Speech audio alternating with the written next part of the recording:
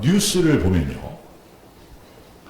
뉴스를 보면 그 뉴스 안에 이 세상에 온갖 일들이 다 보도가 되는데 그 보도되는 내용들 대부분이 누가 죽고 누가 다치고 무슨 사고가 있었고 누가 이런 거짓말을 했고 누가 악한 짓을 했고 하는 이 세상에 온갖 고난과 슬픔과 고통의 이야기만 뉴스 속에 쫙 나옵니다. 그리고 뉴스가 아니래도 우리가 주변에 다른 사람들이 살아가는 모습을 이렇게 잘 살펴보면 사람들이 말을 안 해서 그렇지 자기 나름대로 다 슬프고 고통스러운 것을 한 짐씩 가지고 있어요. 그 어디 가서 말도 못하고 혼자만 속으로 끙끙 앓고 있는 일들이 뉴스에는 안 나왔지만 우리 주변에도 가득합니다. 그래서 사람들이 이 고통에서 벗어나고자 또 이 슬픔에서 벗어나고자 온갖 일을 다 하죠. 법을 새로 만들기도 하고 정치적으로 뭐 이런 일 저런 일을 하기도 하고 사회적으로 이런저런 제도를 만들기도 하고 해서 거기서 벗어나 보려고 막 노력을 합니다. 그런데 한 가지 벗어나면 또 한 가지 나오고 또 한 가지 벗어나면 또 한 가지 나오고 끊임없이 우리 주변에 우리 인생에게 닥쳐오는 많은 슬픔과 고통을 겪고 있는 일들이 생겨나고 있습니다. 그런데 바로 그런 일들이 생겨나고 있는 이유는 우리 인간이 문제예요. 우리 인간이 하나님을 배신하고 타락한 이후에는 끊임없이 죄 짓는 일을 생각하고 그것을 실천하고 실행합니다. 그래서 사회에 다른 사람에게 고통을 주고 아픔을 주고 슬픔을 만들어내고 그 다음에 모든 모순과 사악한 일들을 갖다 계속 만들어내죠. 인류가 이걸 못 벗어나고 있는 거죠. 이게 현실입니다. 바로 그런 고통 속에 헤매는 자들을 구원해 주시려고 아까 우리가 요한복음 3장 16절에 읽었죠. 하나님이 정말 비참하게 살아가는 그 인간들을 불쌍히 여기셔서 근데 그 인간 하나하나 그 영혼을 너무 귀하게 생각하셔서 하나님이 이처럼 세상을 살아가사 독생자를 주셨습니다. 하고 예수님이 오신 겁니다. 그리고 그 예수님이 오셔가지고 모든 일을 다 이루시고 최종적으로 우리에게 영원한 보장을 주셨는데 그게 뭐냐면 자기의 영, 예수 그리스도의 영, 하나님의 영이라고 합니다. 우리가 간단하게 줄여서 성령이라고 하죠. 하나님의 신, 하나님의 영을 우리에게 주셨어요. 그래서 하나님의 영이 우리에게 와 있기 때문에 우리는 하나님의 사랑을 비로소 깨닫게 됩니다. 하나님의 신이 내게 그런 걸 깨우쳐주지 아니하시면 그 하나님의 사랑을 깨닫지 못해요. 뿐만 아니라 우리가 하나님의 성령께서 우리에게 깨닫게 해주시니까 우리가 이 세상에 모든 자연과 만물들을 자세히 살펴보고 이 세상이 어떻게 운행되는지를 잘 살펴보니까 이거는 하나님이 만드시지 않느냐 하셨으면 이런 게 있을 수가 없어. 그리고 하나님께서 역사하시지 않으면 이렇게 정의가 실현될 수가 없어 하는 걸 우리가 비로소 깨닫게 됩니다. 하나님의 성령께서 우리에게 역사해 주시기 때문에 그런 일이 가능하게 되는 거죠. 그래서 우리가 비로소 이 세상에 왜 이런 일이 일어나고 있는지에 대한 그 슬픈 일들이 일어나고 있는 것에 있는지에 대한 우리가 이해가 생기게 됐습니다. 그 이해의 결론은 뭐냐면 단순해요. 이 세상에 사랑이 없어서 그래요. 사랑이 없어서 다른 사람에 대한 사랑하는 마음이 없기 때문에 범죄를 저지르는 겁니다. 다른 사람을 사랑하는 마음이 없으니까 가서 그 사람 앞에 뻔뻔스럽게 거짓말하는 겁니다. 그리고 죄를 온갖 슬픈 일을 다 만들어내요. 다른 사람을 배려하지 않고 사랑하지 않기 때문에. 이 세상 모든 불행은 다 사랑이 없어서 생겨나는 겁니다. 그런데 반대로 있죠. 정말 그 사랑이 있다면 우리가 또 이 세상 살아오는 동안에 꼭 슬픔과 고통만 맛본 건 아니지 않습니까? 우리 나름대로 다 행복과 기쁨과 이런 걸 맛보고 살아왔었어요. 근데 그걸 잘 정리해서 보면 그럴 때마다 내게 사랑이 있었어요. 그 사랑 속에서 행복한 겁니다. 내게 아무리 좋은 일이 생겼어도 사랑 없이 생기면 그건 나에게 기쁨이 되지 못해요. 나의 행복이 되지 못합니다. 그래서 우리가 체험한 모든 일은 모든 행복은 다 사랑 때문이고 이 세상의 모든 불행은 다 사랑이 없기 때문입니다. 성경의 로마서에 보면 이런 말씀이 있습니다. 믿음으로 행하지 않는 모든 것이 죄다. 그렇게 규정되어 있습니다. 하나님께서 원하시는데도 불구하고 안 한다든지 하나님께서 하지 말라고 하는 것은 그 내가 믿음을 따라서 하는 것이 아니라 악에서 나온 거예요. 그래서 아까 조금 방금 전에 말씀드린 것처럼 믿음을 따라서 행하지 않는 모든 것은 다 믿음으로 하지 않는 것은 다 죄다 라고 성경이 규정해 놓았습니다. 근데 우리가 똑같이 사랑을 따라서 행하지 않는 모든 것은 다 죄입니다. 이 세상은 아주 캄캄한 세상이에요.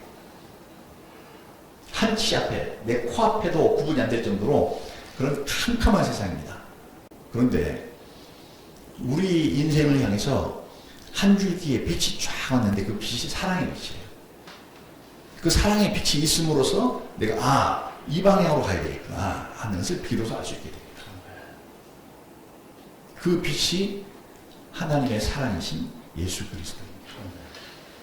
빛이 비추는 방향을 따라서 행동하지 않는 것은 다 죄입니다. 그 사랑을 등지고 그 빛을 등지고 반대 방향으로 가는 것은 다 어둠 속으로, 멸망 속으로, 죄 속으로 빠져들어갑니다.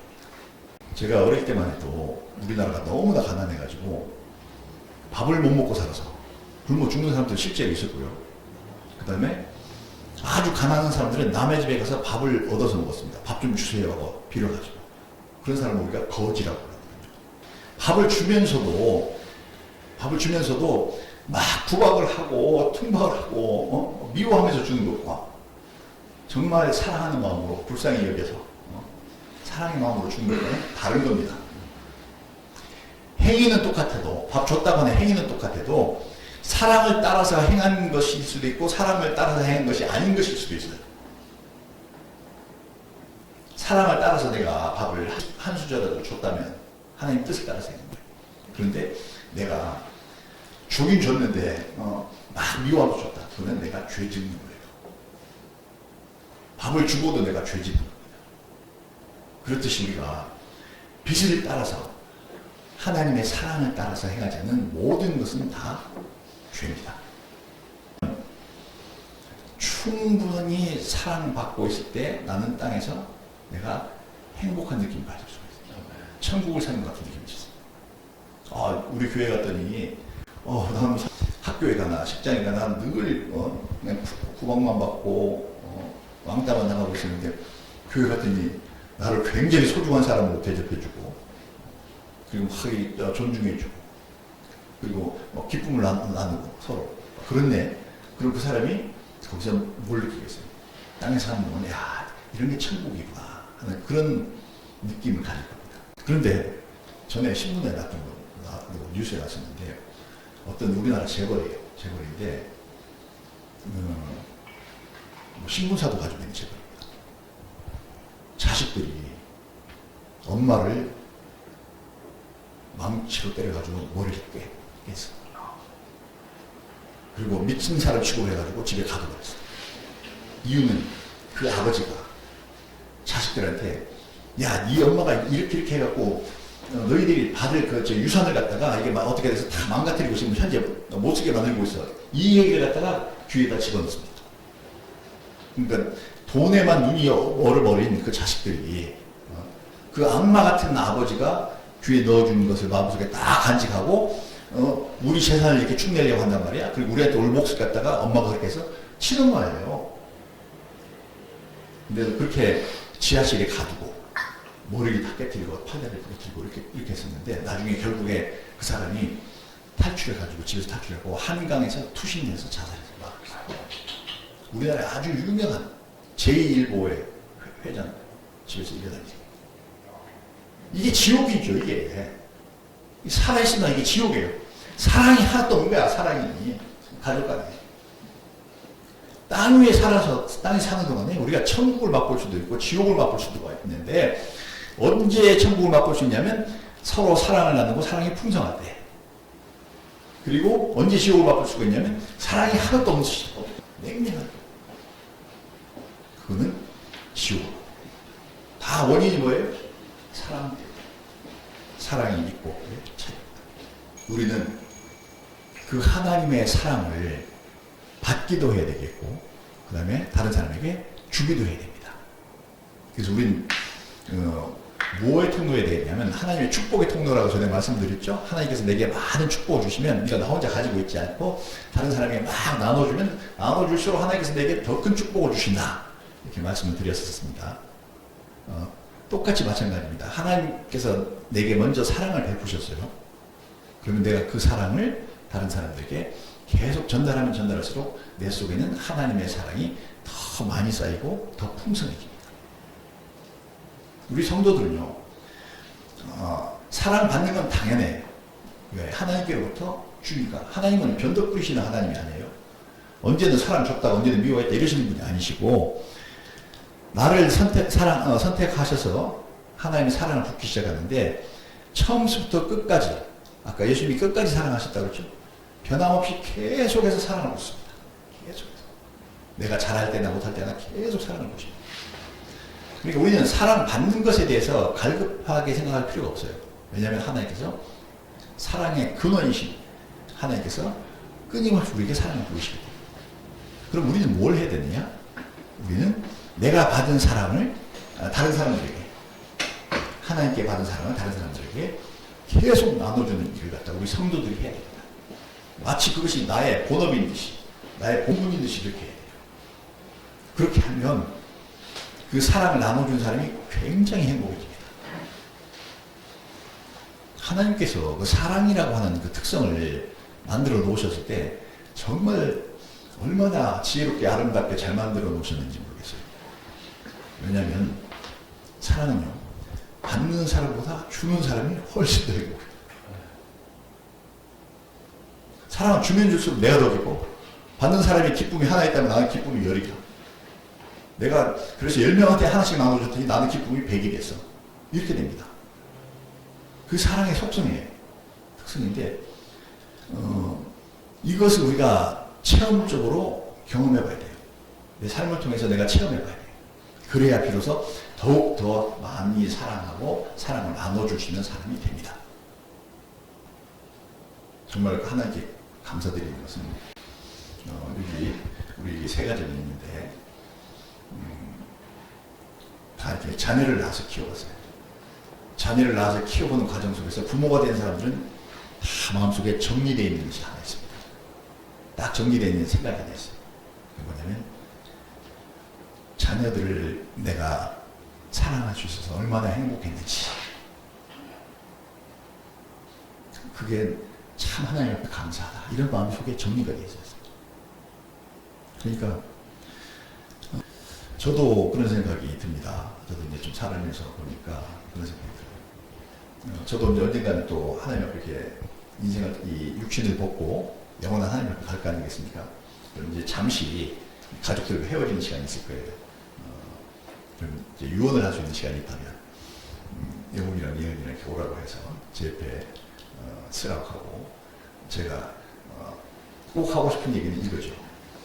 나의 자녀로 와줘서 너무나 내가 행복했다.